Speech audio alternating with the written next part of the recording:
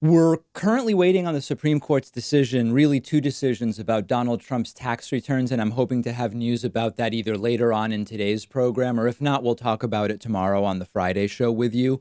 But we do have a new Supreme Court decision to talk about that came out yesterday. And if you've been following the Supreme Court for the last couple of weeks, you might be aware that we had some reasonable decisions, some correct decisions from my perspective from the Supreme Court over the last few weeks, but we did not get that yesterday. The Supreme Court has sided 7-2 with the Trump administration to allow employers to deny access to employees of free contraceptive coverage if the reason for wanting to deny free birth control is religious in nature. And this is, I mean, listen, the 7-2 decision, the seven majority each had varied, not all the same reasons why they were with the majority. But the decision in and of itself is a huge win for the religious right. And it is a loss for Obamacare as well. It's a loss for secularism. And it's certainly at least a win that the Trump administration can claim. Now, that this is one of the few wins that the Trump administration can claim as part of a bigger discussion about what is the case to be made that Trump has accomplished anything and should be reelected, not what I almost said. But that is really a case that Donald Trump has to make. That's not a case for me to make. But this is at least something that went his way, the DACA decision not going his way, LGBT discrimination decision not going his way. And the Trump administration has actually tried a number of different ways to hurt Obamacare with different regulations. One such regulation is that if you are a religious-based employer, you now will be able to say, our employees, people who have health insurance as a result of working for us, they will no longer be able to get free birth control. One of the things that Obamacare said was that birth control is free to the patient. They must have full coverage of contraceptive services and products as part of their health insurance plans. Houses of worship, including churches, temples, and mosques, were exempt from that requirement from the get-go. Some people were not aware of that. But a lot of nonprofit groups like schools, which could be religiously affiliated or based, hospitals, which could be religiously affiliated or based, were not exempt. If you worked for them, they had to, through their insurance coverage that you are offered as an employee, had to offer contraceptive services at no cost.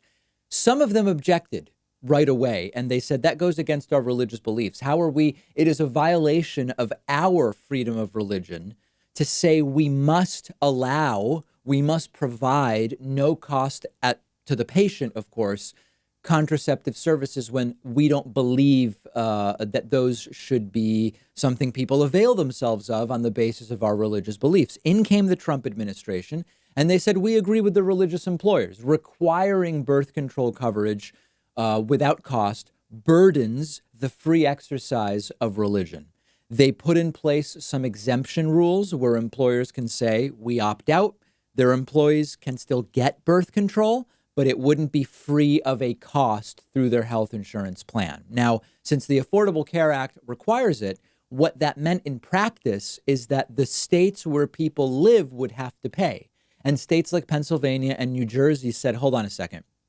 If employers are not required to provide this through their health insurance, we have to pay for it, and that's not fair to us, said Pennsylvania and New Jersey.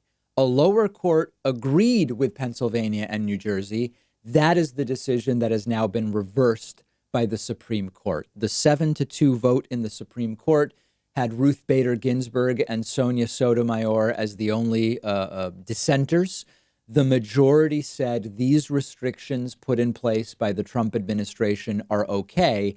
And for me, the major takeaway and what I want to remind you of is that this is another explanation, another way to remind ourselves that health insurance should not be tied to employers, period. That's my takeaway. And of course, you can fight the legal battle, and that's exactly what the Trump administration did. But at a higher level, health insurance tied to employers is the wrong direction. And in terms of how far this goes, there is a slippery slope question here as well. I mean, if you look at, I don't know, Christian Science. Christian Science is very much against all sorts of medical care. Would antibiotics be a legit exemption if they are religiously based? If Christian Science says, listen, we run this big Christian Science, reading room or whatever they call it, and we don't want to provide antibiotics we don't want antibiotics to be so accessible. Would that be valid? I mean, how far does this go? Now, the estimates are that somewhere between 70,000 and 126,000 women are going to lose contraceptive coverage as a result of this decision. And what this really is pointing back to is this is an administration, the Trump administration, that has lost on policy. Trump was going to repeal and replace Obamacare, failed. He was going to build the wall, failed. He was going to fix this, fix that, fix the other. He's failed on essentially everything. They are now fighting a culture war. Remember that Donald Trump is not religious. This is merely pandering. And it is a win on paper for Donald Trump. How much of a big deal he makes out of this win remains to be seen. But this is a culture war. If you look at the last 6 weeks, the right loves to accuse the left of fighting a culture war. The reality is that it's Trump who, faced with losing on just about every policy issue, is now talking about we've got to fight these radical Marxists. There's barely any Marxists and certainly none in positions of power in the United States. This is about our heritage vis-a-vis monuments and the Confederate flag, and it's about free speech. These are culture war type battles. And again, you're not really damaging Obamacare in the sense of removing it the way he wants to do. You're just making life more difficult for 70,000 to 126,000 more women. And Trump, who is not religious, continues to pander to the religious right through these types of arguments and regulations. So that's what it all is really about. There's stunning hypocrisy as well, because you block access to birth control, but then do you provide parental leave, paid parental leave, when the baby is born? Many employers do not, and they're certainly not mandated to, et cetera, et cetera. I think you get the idea. But at least on paper, it is a win for the Trump administration, a win that they desperately need because these wins are so few and far between. I hate it when I'm right about horrible things. I really do. But Americans are now the dangerous, disease-carrying foreigners, just like I predicted we would be some months ago. And I hate it. I'm not happy about this. I'm not gloating about this. It personally upsets me that this is the reality. Much of the world, at least for now, is safely returning to normality. Friends in Belgium, France, a lot of different places. Masks required on public transit. Things are more spaced out at restaurants, but increasingly a normal existence is resuming in countries that have successfully fought the virus. That is not the case in the United States. We are not allowed to go to many parts of the world. The travel bans, which we are known for, are now against us because coronavirus is raging here. The American right wing is all about banning others, but it is we who are now banned because we are the danger. Visitors from 15 different countries can now go to the European Union. Not Americans. It's too dangerous. There's too much coronavirus here. We've failed. We are on a list, so to speak. The American right has been demonizing others as those who, like Tucker Carlson said on his Fox News program some months ago, immigrants make our country dirtier and poorer. That was Tucker Carlson. Well, the American right has said it's foreigners who bring disease. The American right has said we need to stop them from coming here. But now we are the ones that are too risky for other countries to let us in. As Erica Lee writes in a Washington Post piece, there's a very long history of tying foreigners to disease here in the United States. You go back to the 1700s, Germans and yellow fever. They were going to bring yellow fever. Irish in the 1800s, they were going to bring cholera. So many examples. Chinese immigrants, smallpox and bubonic plague and leprosy. Jews and tuberculosis, that's a classic. Italians and polio in the early 1900s. Mexicans to plague, typhus, and smallpox. It's a very long list, and the links between xenophobia and disease are widespread. They're long-lasting, and we've seen much of the same more recently. with coronavirus. And so understand that Chinese flu, Wuhan flu, Kung flu, as Donald Trump has repeatedly called it, all of that stuff, it's just more of the same. This is not new. We've seen this in the US since the 1700s. And of course, yeah, the virus originated in China. And yeah, China lied. And yes, China should be held accountable. But every country dealt with a virus that originated in China. Most countries dealt with that virus that originated in China far better than we did. So much better, in fact, that we are now banned from many of those countries. It's an embarrassment. The virus is exploding in huge parts of this country. Again, a single day case record yesterday. I will talk to you later on, by the way. Texas now 2 days in a row setting its single day case death record, exactly as we would have predicted when cases started surging in mid to late June. This has nothing to do with immigration. It has to do with a late and terrible testing program, lack of a contact tracing program, botched and too early reopenings, reluctance to wear masks in some states.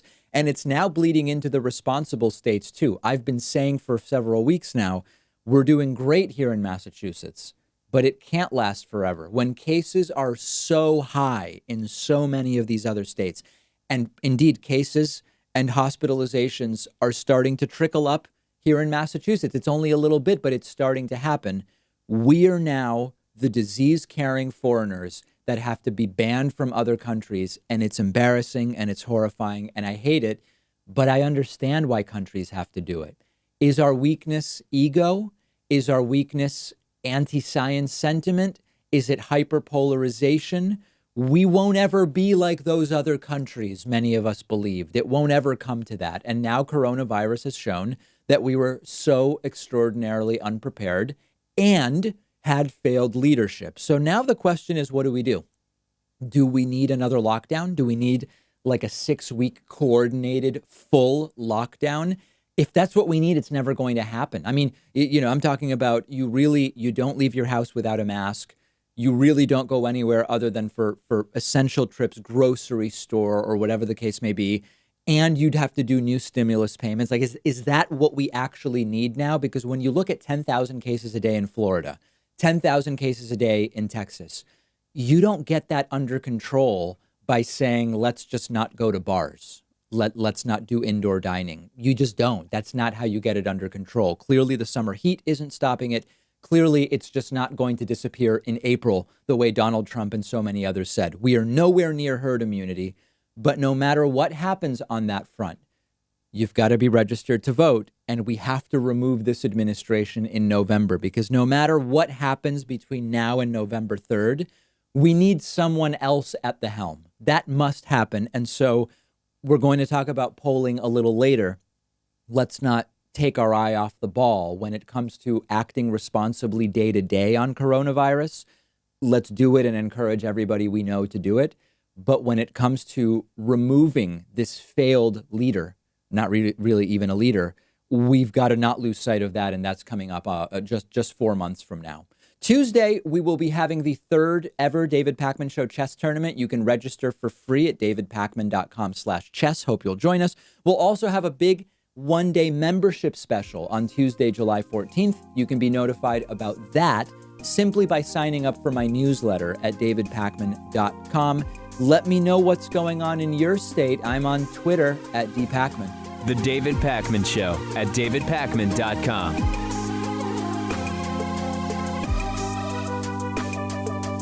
The David Pakman Show depends on your support, and the easiest way is through membership, which includes the world-famous bonus show, as well as commercial-free audio and video streams of the show just for members. Sign up today at joinpakman.com. Coupon code saves you 40%. Vote soon 18.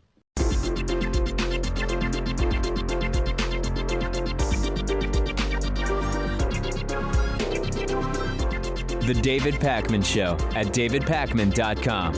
Today's new members of the day are Werner Niffinger and Yolanda Jackson. Werner and Yolanda, thank you so much for your support. I very, very much appreciate it, and also want to say thanks to today's longtime sustaining member of the day. That's Bruce Burns. Bruce signed up back in 2015. Bruce has been a member almost 5 years and is today's sustainer of the day. Grab a membership. We have too much to do today for me to spend much more time on it, but it takes under a minute at joinpacman.com. We have a discussion forum of sorts on Reddit at davidpacman.com/Reddit. That's Reddit. We now have somewhere around 21,000 of our viewers and listeners subscribed there. And there were 3 posts I spotted this morning with similar themes when it comes to the November election. And some of this is reassuring, but I also want to talk about sort of the cautionary aspects of it. So user The Final Playdown posted, "Only one will be president. I choose Biden." And I'm reassured to some degree that a lot of the very loud voices that 4 months ago were saying Biden's not progressive enough, if it's not Bernie or not Tulsi or whoever, Yang, then I kind of don't care if it's Trump or Biden. Or a lot of those voices I'm not hearing from anymore. And what I am hearing is, I now understand the importance of removing Donald Trump, and I'm glad to see that. User Wagon Wheel What had a similar post, which was, "This election is pretty simple. A majority of Americans are suffering and sick and tired of Trump's shtick, and Biden is a more palatable, moderate alternative." It's very sober, right? It's not Biden is the future of the progressive movement, right? It's we have to remove Donald Trump. That's the takeaway. And I'm sort of, to some degree, reassured by seeing this. And then a third post, also this one from Wagon Wheel What, is, "Do you think Trump has given up? The announcement about leaving the World Health Organization just seems like a burn it all to the ground move." I'm getting more and more messages about that, which is, does Trump even really want to win? Is Trump trying to torpedo his own reelection? I think that it's not a dangerous path to go down, but it's one that if we go too far down, it could dissuade people from voting. And listen, Trump, what we know about Trump is that he's an extreme narcissist with significant delusions of grandeur. And I don't believe that in any conscious way Donald Trump is going to throw in the towel or not try to win. What I do believe will happen is if Trump loses, he's going to do what narcissists do, is he's not going to really accept it as an actual defeat. Trump will say, "I never really wanted this anyway. I gave you 4 years. I made the country great again. If you want Joe Biden, I'm going to go. I'm still rich. I'm the best businessman. I'm going to build buildings," or whatever else the case may be.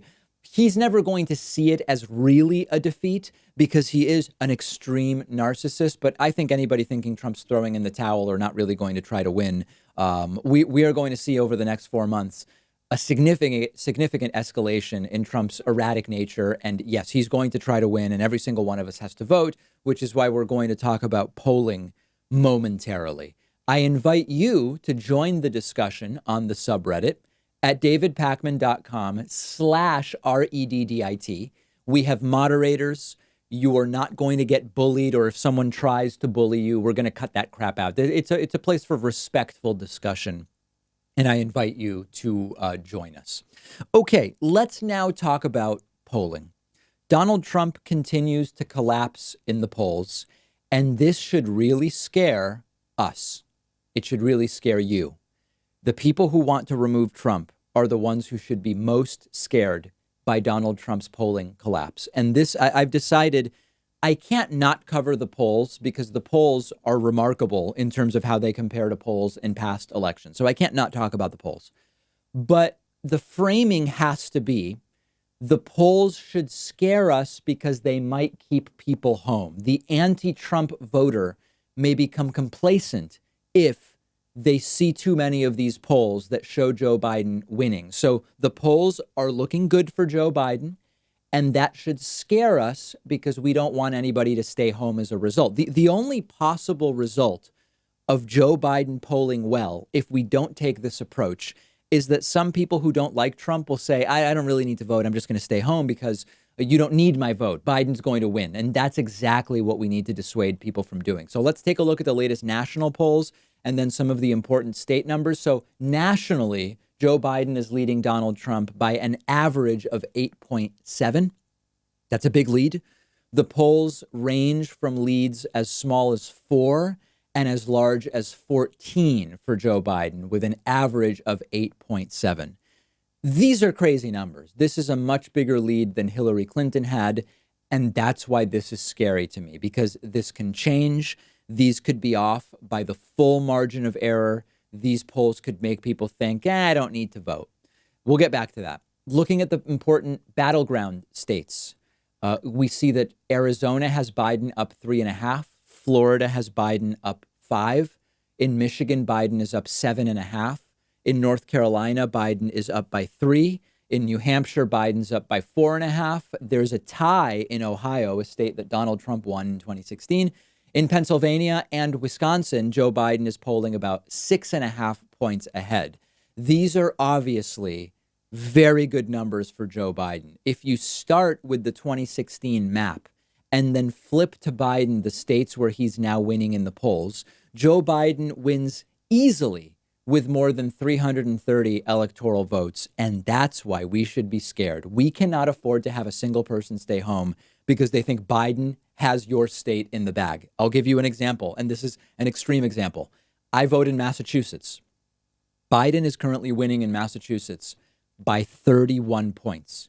Trump is not going to win in Massachusetts, but you had better be damn sure that I am going to vote. Massachusetts earlier this week, I told you, has confirmed vote by mail is available to everybody, and they will be sending out absentee ballot applications to every registered voter. So that's my view in Massachusetts, where Biden's winning by 31. If you are in any state, I don't care what state you're in, you should imagine your vote, visualize your vote flipping the election from Trump to Biden, okay? Imagine that that is the importance of your vote. If you knew you could be the difference maker between your state going to Trump and Biden, I hope that you would go out and vote. If you want to have a say, that's exactly how you have a say. So we're going to report on polling. I'm not going to ignore the polling story because it is an interesting story. An incumbent president with this low of an approval rating just 4 months out, that is news. And I'm not going to, it would be weird for me to do a daily show mostly about American politics and not talk about that. But the way I'm going to couch it is we should be scared by these numbers because the last thing we want is horrible, gut-wrenching disappointment again on November 3rd or November 4th or November 10th, however long it takes to count all of those votes that will be coming in by mail. We're going to continue covering the polling and asking for your thoughts on the David Pakman Show Instagram page, which is simply David Pakman Show, all one word on Instagram. Also, if you want to see video, people are loving this. Some people went completely crazy at rioting in the streets when I posted this video. On my personal Instagram, there is a video of me harvesting my 2 spicy peppers. These things are so crunchy. You will not believe it. Okay, follow me on Instagram at david.pakman. We'll take a quick break and be back right after this. The David Pakman Show at davidpakman.com.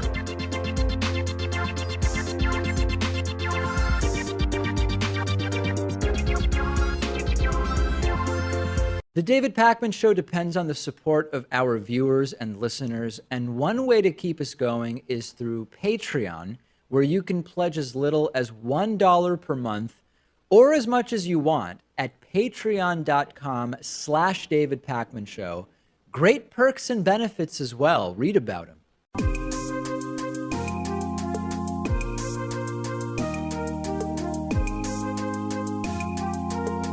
Welcome back to the David Pakman Show. Welcome back to the show. I was scheduled to have a very interesting interview for you right now, and unfortunately, the guest has very rudely last minute bailed on us. And if you only knew who this guest was, Barack Obama. No, just kidding. If you knew who the guest was, you'd be mildly upset. That's the probably the truth of it. So in order not to delay the production of today's show, I'm going to briefly open up the phone lines and hear from a few people. We just had the Donald Trump tax return decision, which I'll be talking about at the end of the show, and much more. So let's go to the phone lines at 617-830-4750, starting with our caller from the 559 area code. Who's calling today from 559?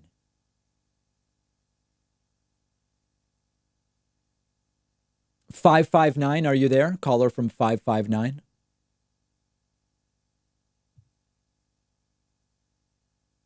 Okay, last chance for 559, and 559 is gone. Let's go to our caller from the 260 area code. Who is calling today from 260? Hi, can you hear me? Yeah, who's this? Hi, I just had a quick question. I was wondering when you were going to start an OnlyFans. Sorry, when I'm going to start an OnlyFans, you said? Yeah, an OnlyFans, because I think a great God like you would just, really excel in that sea of piss. So. Interestingly enough, this may be shocking to the audience, but you're not what was your name, by the way? Oh, Jess. Jess, you're not the only person, Jess, who has suggested I start an OnlyFans, but my understanding is it's essentially like a porn site, isn't it? Yeah. Okay, and you want me to start one? Yeah, I think it'd be great. Okay. I'm on Cameo, but I'm not on OnlyFans, and I don't know that that's going to change anytime soon. I'm sorry to disappoint both men and women, apparently, who want me to start that, but I don't see it in my future, Jess. Alrighty, thank you. All right, very good. Jess seemed totally serious there. That was a serious phone call, as far as I can tell. Let's go next to our caller from the 717 area code. Who's calling today from 717? Hi, my name's Omar.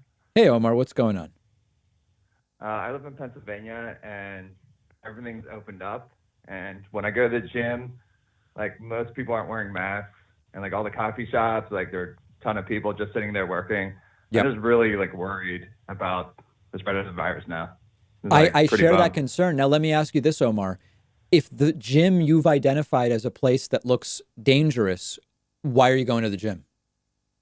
It's a good question. I really love the gym, and it makes me feel a lot better. Yeah. So I try to go there sparingly when there's not a lot of people. Right. I don't know.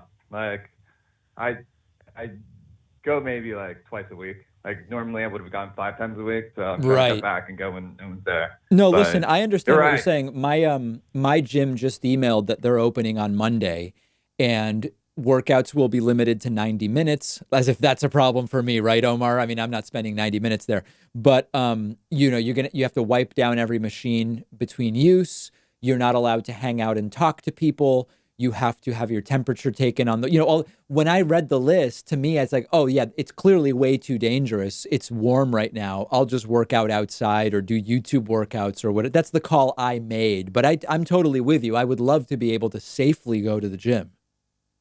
Yeah.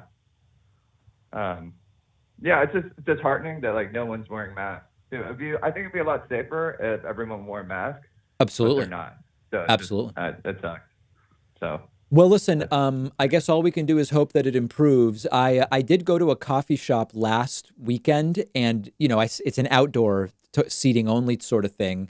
There were no tables within 10 feet of me. I posted a picture of it on my Instagram. That felt safe. And I think I'm going to only do things that feel safe the way that they're being done in my state. And so I'll do outdoor dining. I went and got my hair cut, wore a mask the entire time, but I'm going to pass on the gym. I'm going to pass on indoor for now.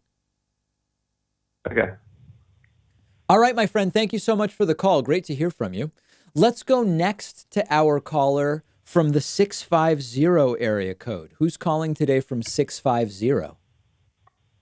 Hi, David. This is Jose. Hey, Jose. What's going on? Hey, how's it going, man? Good. So I'm an international student from Mexico. Yep.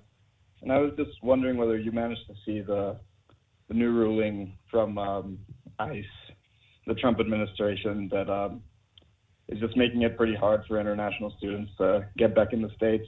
Yeah. Unless the universities bend over backwards. So I did see it. What do you think of that? I did see it. I'm against the ruling. How can it be that it's safe enough to open all elementary and high schools, and yet it is too dangerous to allow a relatively modest number of international students to come in? It strikes me as discriminatory. Like, either it's safe to do schools or it's not, is my take. But I heard, and I've not read a lot into this, you maybe know more about this than I do, that if schools say that they've assigned an individual teacher to you for in-person learning, which can just be like a 5-minute check-in per week, that technically then the students would be allowed to come in. Have you heard anything about that? Yeah, so we basically have we have to take a certain number of credit hours as in person or like hybrid Right. in order for us to be able to take like the rest of our course load online. Yeah. It just seems to have a lot of loopholes in it, and to me it just seems like a strategy to get schools to reopen forcibly, because I'm studying computer science, and like I can't imagine the computer science department at my university operating without international students. Right. Like they're the TAs, they are at they work student offices. It's very draconian. It seems counterproductive. Well, it seems to me that either way, it will give the Trump administration something that they like. Either they will keep a bunch of foreigners out. That's one possibility, and they would welcome that. Or it would get schools to reopen even when they don't really think it's the right thing to do, which is also what the Trump administration wants. So it's almost like they're going to get something they like out of this. No, agreed. What do you think is the end game of opening schools? It just seems like a bomb ready to explode. Like you have a bunch of cases in Right. individual households. You send all the kids to the same place to all get infected, and then they all go back home to their parents and get them infected. Yeah, I think basically the hope is the bomb won't go off until after November 3rd. Like I think the calculation is schools won't. I believe that no schools open earlier than late August. Here in Massachusetts, it's usually September. I think there's some states that open earlier. I think the calculation is if we get schools open, we get the publicity of schools being open. Parents are able to go back to their jobs, maybe because they're not home watching their kids. So the economy will show some better jobs numbers, and hopefully it'll all stay relatively under control until November 3rd, and it'll get Trump reelected. I don't think it'll work. I mean, if you look at it's right now as we're filming this, it's the early afternoon. We already are at 25,000 new cases today. It's only halfway through the day. Most states don't report until the afternoon. Like it seems like it's not going to work, but I think that's their idea. Yeah, I don't think it's going to work. It's crazy. You're right. It's crazy. All right, my friend. I hope it works out, and I appreciate you letting me know what's going on. Hey, thank you, David. Pleasure Okay. to talk to you. Take care. Likewise. The pleasure is all on this side of the microphone. Let's go to our caller from the 678 area code. Who's calling today from 678? Hey, David. My name is Anthony. Hey, Anthony. Can you hear me? Yeah, I can. Okay. So my question is, with Kanye West's presidential announcement, do you think there's any chance that he gets on the debate stage? And if so, what do you think the dynamic would be with him, Trump, and Biden all up on there? No. So listen, here's the deal.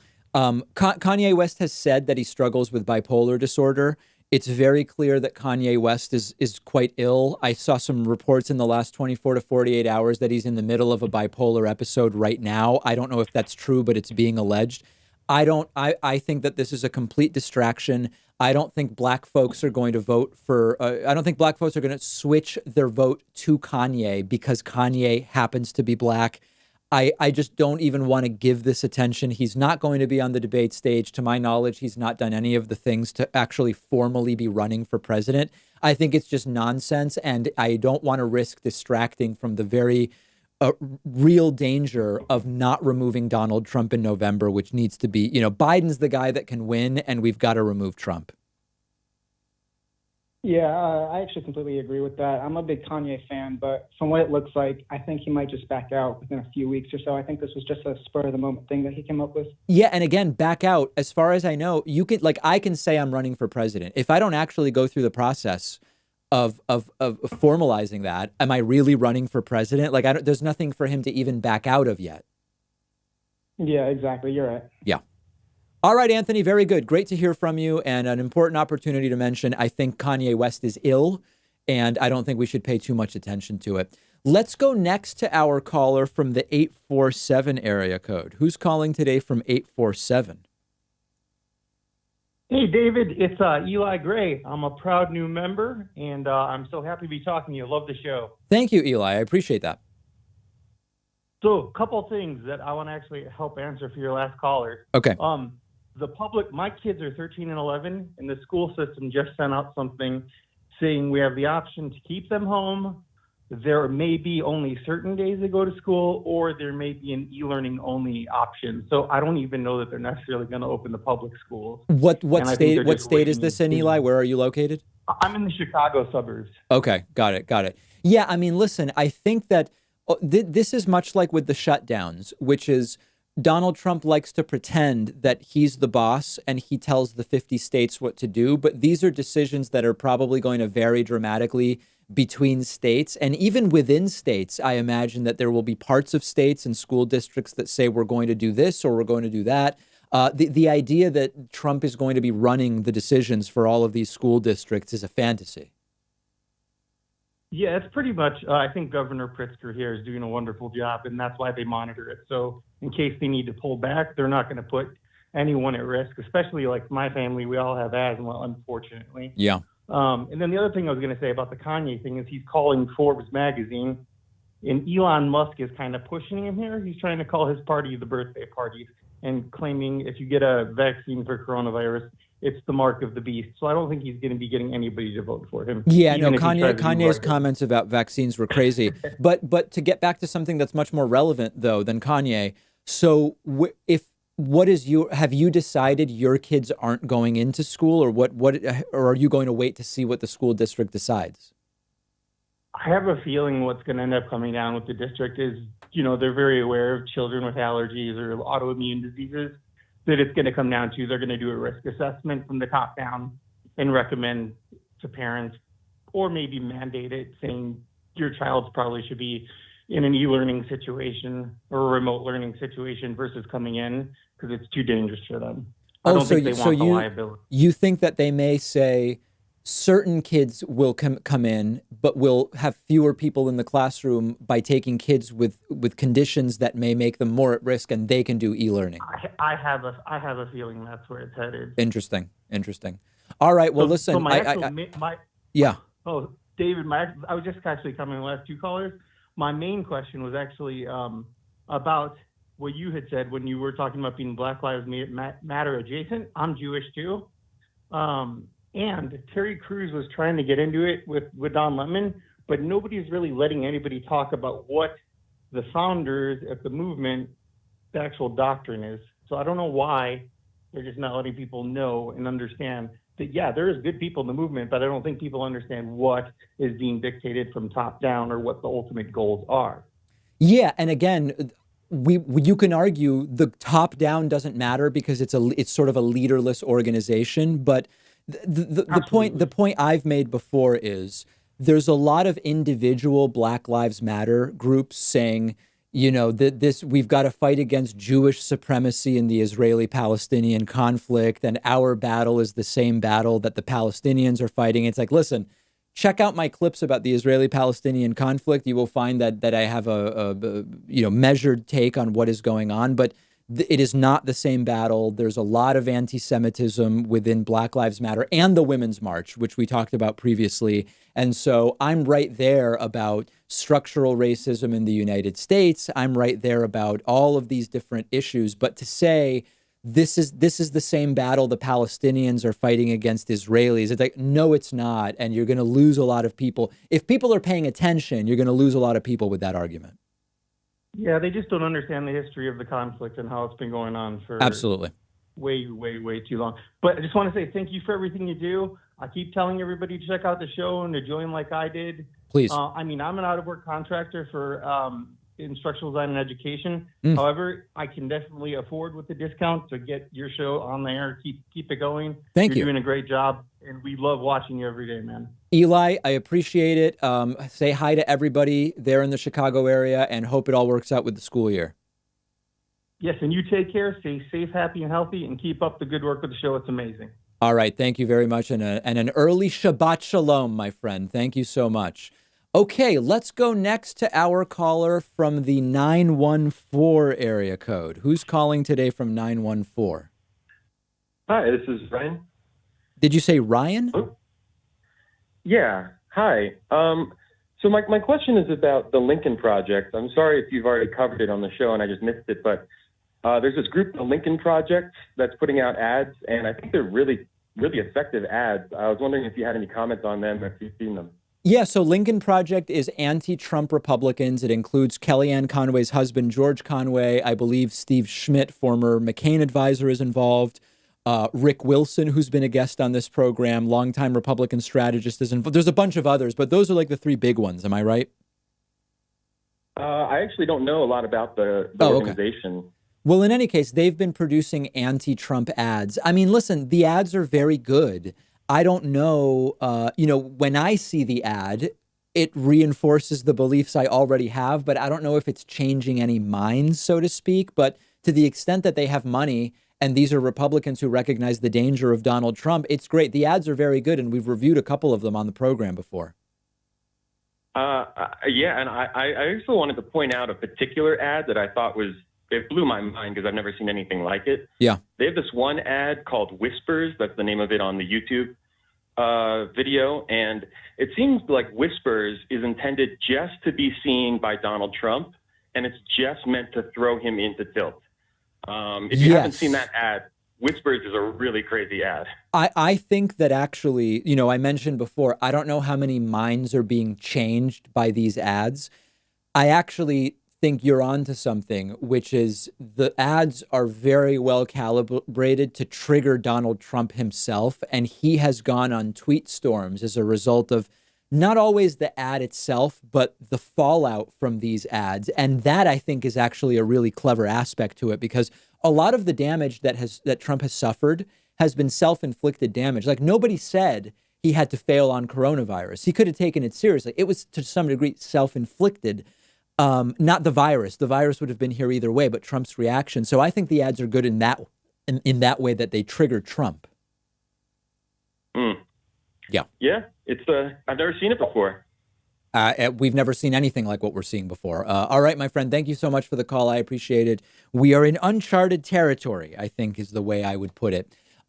Thanks to everybody who called in. Was just taking a few brief phone calls, but I do want to go to a break because the news has just broken about the Supreme Court decision on Donald Trump's taxes. And that's what I'm going to talk about right after this short break. The David Pakman Show at davidpakman.com.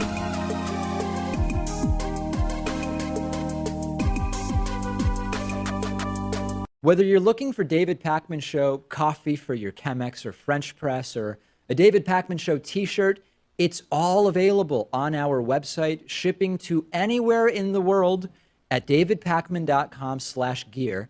Don't miss the bumper stickers too. davidpakman.com/gear. The David Pakman Show at davidpakman.com. Okay, in a much awaited decision, the Supreme Court just moments ago decided 7-2 that Donald Trump cannot ignore a subpoena of his financial records sought by New York prosecutors. And the wording that I selected to tell you that is not trivial, and I'm going to explain it to you momentarily. So, zoomed out, this is a big legal defeat for Donald Trump. At the same time, his lawyer is calling it a victory in that he is saying now they can fight this out at a lower court. And yet Donald Trump is also simultaneously going absolutely crazy on Twitter, and we're going to walk through all of it. So let's start with the decision itself. There's some confusion because there were actually two decisions made here. And also, the decision is about whether this now goes back to a lower court to be fought. So what the Supreme Court said today is that the path is legally cleared for prosecutors to seek Donald Trump's financial records at the lower court level. A lower court previously found that Donald Trump is not immune from responding to subpoenas because he is president of the United States. That's really the big decision here, because for a while, Donald Trump and his lawyers and others have argued it's not just that Trump is immune from indictment. Donald Trump is immune from investigation by virtue of being president of the United States, and therefore he doesn't even have to respond to a subpoena for his financial records. What the court found in a 7-2 decision is that Trump is not immune from investigation, and that's actually a really big deal. However, this now means that it goes back to a lower court, and what Trump's lawyer is saying is, okay, well, I mean, framing it as positively as possible. Now we go back to the lower court to keep working to fight these records from being provided on other grounds, and of course, prevent them from going public. And the second part of the Supreme Court decision, Congress was also seeking Donald Trump's financial records. For now, the Supreme Court has said prosecutors can seek Trump's records. You've got to figure it out. But Congress, for now, is not going to, Trump is not going to be compelled to provide financial records to Congress. So this is, I mean, listen, if you want me to just give you the highlight, we're not going to see Trump's taxes before the election, right? We have 4 months until the election. What has been decided is that on principle, Trump can't just ignore the subpoena from prosecutors, but now it's going to be fought at the lower court. If indeed Trump has to provide his financial records, it's not going to be done public. It will have to be kept quiet, at least and certainly beyond the November election. So if your idea was, based on this decision, we might see Trump's taxes before November, not going to happen. Now, Trump is going crazy on Twitter. He immediately started tweeting uncontrollably as soon as this decision went public. And I'm going to go through some of those tweets. Trump starting with, quote, "The Supreme Court sends case back to lower court, arguments to continue. This is all a political prosecution. I won the Mueller witch hunt." That's the one that said it couldn't clear Trump on obstruction. "I won the Mueller witch hunt and others.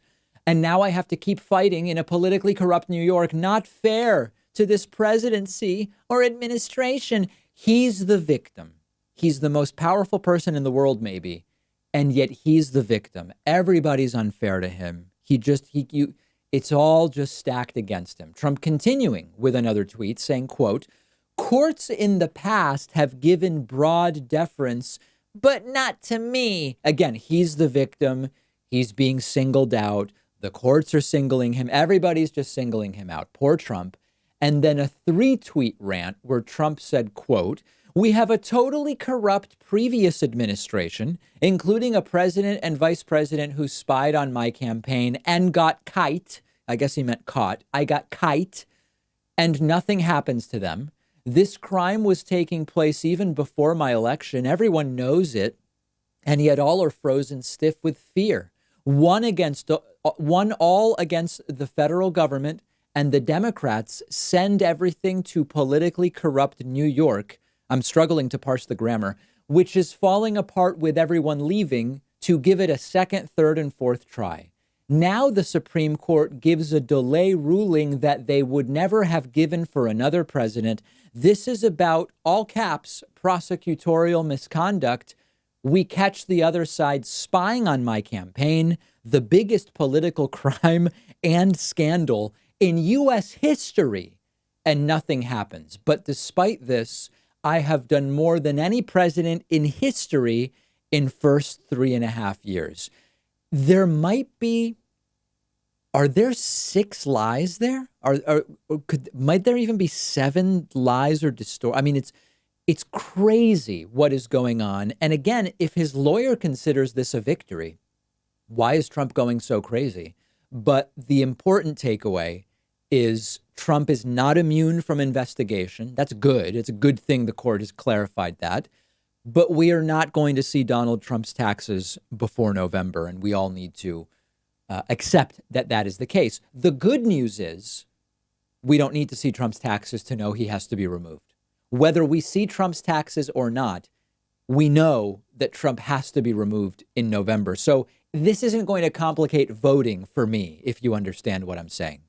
Okay, for the second day in a row, exactly as the time lag hypothesis would predict, Texas set another single day death record yesterday. Remember that cases started spiking in Texas around mid to later June, like June 16th to 18th. we anticipate typically a 19 to 21 day lag time between cases and deaths. And so if cases start to spike between June 16 and 18, we would expect deaths to spike right now. And that's exactly what happened. We had a then single day death record in Texas of 85 deaths on Tuesday. And then yesterday, an even bigger number, 50% bigger, 121 deaths yesterday. So this does not bode well for the next 10 days because the new cases were actually twice as high last week in Texas than they were back in mid-June. Very, very ugly. Also notable that Florida, the other state, along with Arizona and California, that's seeing huge numbers of cases. Florida today, as of noon, had already gotten a new single day death record, only as of noon. So things are looking very, very bad. Now, meanwhile, in Oklahoma, you might remember that Donald Trump had a rally in Tulsa, Oklahoma, a couple of weeks ago. Oklahoma set a new case record yesterday with 858 cases in one day, which probably is not coming as a shock to too many people. So what's important about this is that when we saw the cases start to spike, but not the deaths, the most easy explanation, the easiest argument to make was there's a lag between cases and deaths. It's about 20 days. There were other ideas thrown out, and I've mentioned some of these ideas to you before. It's younger people getting the virus, so the deaths aren't going to spike because young people tend not to be as affected by the virus. We're doing more testing, meaning that on average, the people being tested are healthier. So even though there are more cases being reported, we're not actually going to see as many people die. States could be lying, and it's still not clear that states are being totally transparent. And all these different ideas. The virus has mutated and become less serious. It sadly and tragically is looking more and more like the explanation is the simplest one, which is cases started going up sometime between June 16 and June 20, depending on the state. And 20 days later, which is now, we're starting to see the deaths spike. Now, meanwhile, and I'm going to have more coverage of this on tomorrow's program. Meanwhile, Donald Trump wants kids back in school. He wants all kids back in school in person, despite the medical community saying this isn't safe, despite public health officials expressing concern about sending all kids back to school, despite a number of summer camps having to be shut down because so many people, so many kids have gotten the virus, including in, I believe it's Arkansas, Missouri, and one other state at least has had to shut down summer camps. And the projection coming out of Donald Trump's mouth lately is truly stunning. He said earlier this week that states are keeping schools closed for political reasons. He even tweeted yesterday, quote, "In Germany, Denmark, Norway, Sweden, and many other countries, schools are open with no problems. The Dems think it would be bad for them politically if U.S. schools open before the November election, but is important for the children and families. May cut off funding if not open." Now, Sweden aside, Sweden's having problems. The other countries Trump mentions dealt with coronavirus. The reason that schools are opening in those countries is they have so few cases. Germany, Denmark, and Norway had at most a couple hundred or new cases a day recently, or even like in the teens or just double digits. We have 60,000 new cases a day. So if you want to be doing what Europe is doing, you should have handled coronavirus like Europe did from the beginning. Now, I also can't ignore that Donald Trump is threatening schools with pulling funding if they don't open. Trump said he doesn't want to make this political. He said that earlier this week. He says he believes schools are being kept closed for political reasons, but Trump has identified that he believes schools are being kept closed to hurt him. So Trump is now saying, we don't want to make it political, but we're going to force you to reopen schools under penalty of pulling funding because he believes it will help his reelection if schools are open. That's making it political, which he claims schools are actually doing. Consider also this incredible hypocrisy. If it's too dangerous for Paul Manafort and Michael Cohen to be in prison because of coronavirus, how is it safe to reopen every school? And I know some of you will say, but David, Michael Cohen is not an old guy, but he's older than kids. Paul Manafort is even older. I think Manafort's in his 70s. Kids are not as at risk when it comes to spreading and serious cases of coronavirus as people Paul Manafort's age. That is true. But What about the teachers? What about the parents? And tens of millions of children going back to school are going to put millions of adults at risk. And I want to be really clear. I get economically the importance of opening schools. A lot of parents can't work if their kids aren't in school because they can't just afford childcare. So even if every single day, full-time childcare. So even if the job has reopened for the parent, they may be unable to work if their kids aren't in school. I get it, but we have to be sensible. If schools had to close when there were 100,000 active cases in the United States, how can you say they should open when we have 1.5 million active cases in the United States, which is roughly where we are estimated to be right now? I'm struggling with the math of it. And tomorrow on the program, at the top of the show tomorrow, because of the Supreme Court decision on Trump's taxes, we just ran out of time. Tomorrow, we're going to talk more about the case for opening or not opening schools. Hey, this is really funny. We have a voicemail number. That number is 219-2-DAVID-P. There's this guy, the Eggman. He's a liberal Jewish guy up in upstate New York who calls into the show. He said he tried watching NASCAR because he heard, as Trump said, the ratings are down. He wanted to see what it was all about. It doesn't seem like he's going to be a big NASCAR fan. Take a listen to what the Eggman said. Hey, Dave, I consider myself pretty liberal, and my wife is like intellectual liberal, way beyond me. Mm-hmm. Last Sunday, we watched our first NASCAR race ever because I learned that there was a black guy named Bubba Wallace that's a NASCAR driver. Right. I learned some guy had a Black Lives Matter car. And I also learned that they got rid of the Confederate flag and banned it. So I think their ratings have gone up, and I watched my first race ever. Now, I never will again. It was really stupid, but at least I tried to do it. Okay. All these good polls against Donald Trump and for Biden are just going to make us more disappointed if Trump wins. Yeah. I do not want to be so let down again, Dave. I really right. don't. And neither do I. Tulsa, give me a break. Somebody called about Tulsa. She definitely doesn't listen to your show.